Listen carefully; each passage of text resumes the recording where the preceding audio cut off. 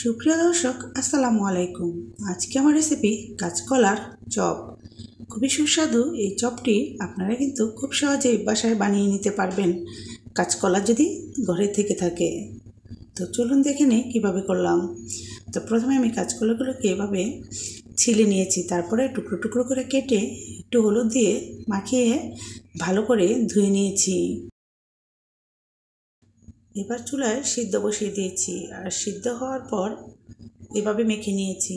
এবার দিয়ে দিচ্ছি হাফ চামচ আদা রসুন বাটা, দিচ্ছি হাফ চামচ জিরের পাউডার, দিচ্ছি হাফ চামচ হলুদের গুঁড়ো এবং হাফ চামচ মরিচের গুঁড়ো, দিচ্ছি কাঁচামরিচ কুচি, দিচ্ছি পেঁয়াজ বেরেস্তা, দিচ্ছি স্বাদ মতো লবণ, দিচ্ছি ময়দা 1 চামচ, এটা বাইন্ডিংয়ের জন্য। এবার ভালো করে মাখিয়ে নিতে হবে।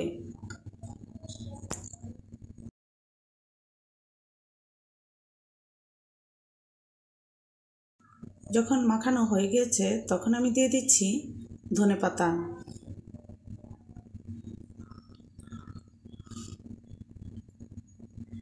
ধনেপাতা দিয়ে আরেকটু মাখিয়ে এবার গোল গোল করে আমি চপ আকার তৈরি করে নিচ্ছি।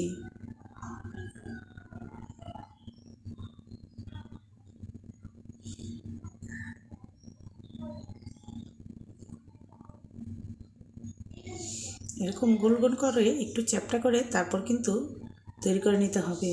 আর এদিকে আমি প্যানে তেল দিয়ে গরম করে নিয়েছি।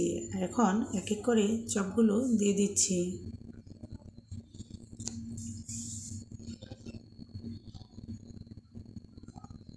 এক পিঠ যখন ভালো করে ভাজা হবে তারপর উল্টে আরেক পিঠ ভেজে নিতে হবে। আর এই অবস্থাতে চুলার আঁচটা একটু লো ফ্লেমেই রাখতে হবে, নাহলে কিন্তু উপর দিয়ে কড়া কড়া ভাজা হয়ে যাবে আর ভিতর দিয়ে একবারেই হবে না।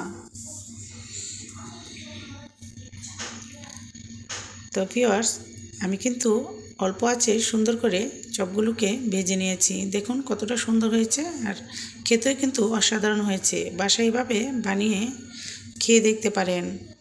আর যদি ভিডিওটি ভালো লাগে তাহলে কিন্তু অবশ্যই লাইক কমেন্ট শেয়ার করবেন।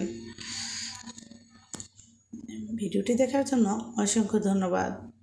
ভালো থাকবেন ভিউয়ার্স, আমার চ্যানেলটির জন্য দোয়া করবেন। আল্লাহ হাফেজ, আসসালামু আলাইকুম।